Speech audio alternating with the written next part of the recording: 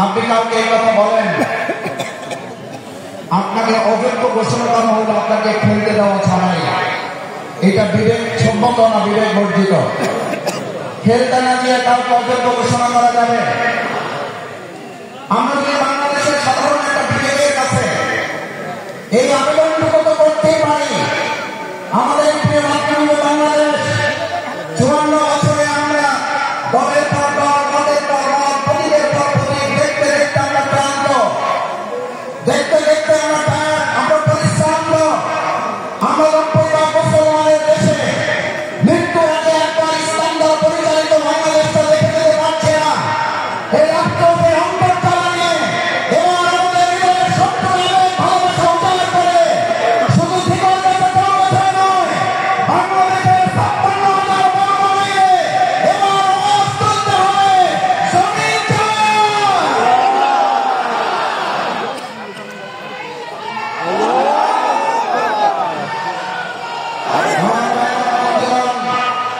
আমরা ইতিমধ্যে কারো কারো কাছ থেকে শুনতে পাই আমাদের খেলতেই দেওয়া হবে না, খেলতেই দেওয়া হয় নাই, আবার বলা হচ্ছে আমাদের নাকি অভিজ্ঞতাও নেই।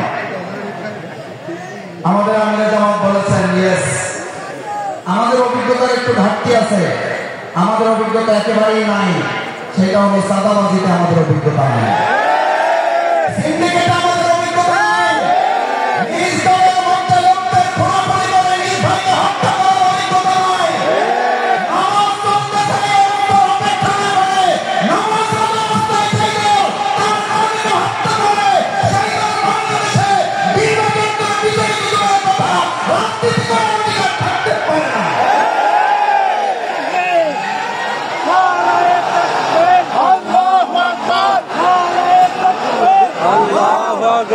নামাজ চলমান, নামাজ চলমান অবস্থায় তার দলের লোকেরা তার দলের লোকদেরকে হত্যা করে। আমি তাদের বিবেকের কাছে জানতে চাই, নামাজের অবস্থায় আপনার দলের আপনার কর্মী আপনার কাছে নিরাপদ নয়, আপনার কাছে বাংলাদেশের কোন আরেকজন মানুষ নিরাপদ হতে পারে। আমাদের অভিজ্ঞতা নাই।